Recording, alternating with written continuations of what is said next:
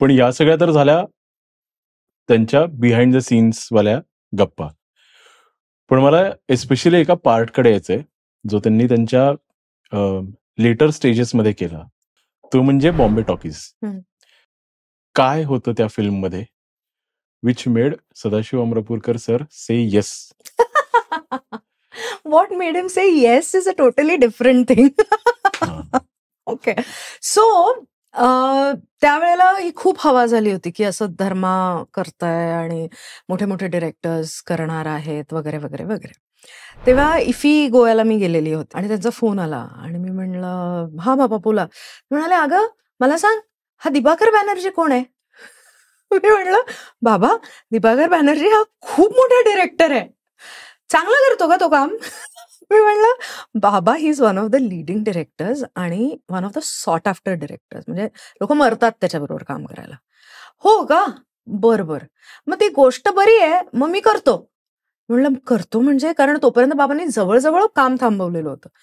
करतो म्हणजे म्हणे, अगं एक ते काहीतरी फिल्म बनवतायत अर्ध्या तासाची छोटी, त्याच्यामध्ये त्याला मला कास्ट करायचंय, तर मी करू का नको असा विचार करत होतो, पण आता तू म्हणतेस तो चांगला डिरेक्टर आहे तर करतो. मी म्हटलं ओके ग्रेट, करा. आय वॉज एक्साइटेड की दिवाकर बॅनर्जी बरोबर बाबा फिल्म करणार आहेत असं. आणि मग त्याच्यानंतर शूटिंग झालं. ते शूटिंगला ॲज ऑलवेज बाबा आम्हाला कधीच न्यायचे नाहीत सेटवर, तसंच याला आम्ही काही गेलेलो नव्हतो. 2च दिवसाचं काम होतं. आणि मग बाबा आले आणि मी म्हणलं, मग बाबा कसं होतं दिवाकर बॅनर्जी आणि हे ते ते ते. अगं तो वेडा आहे. म्हणलं का? मला त्यांनी कचऱ्याच्या डब्यात उभं केलं. हं? मी म्हणलं, अहो बाबा काहीतरी कारण असेल ना त्याच्या मागे. म्हणे हो अगं, म्हणजे मी भूत वगैरे असतो असं काहीतरी आहे ते. म्हणलं ओके, पण मग डायलॉग्सचं काय?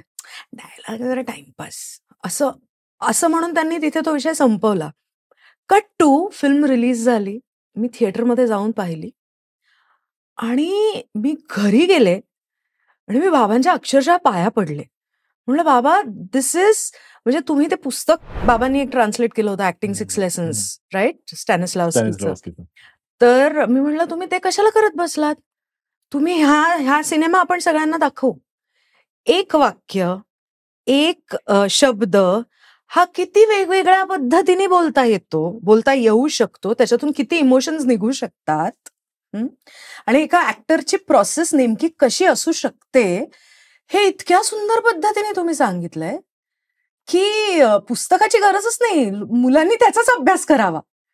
आणि म्हणजे फॉर मी, आणि it is such a nice feeling की एक फिल्म जी भारतीय सिनेमाचे 100 वर्ष हे करते, मार्क करते. बाबा माझे त्याच्यात होते, राईट.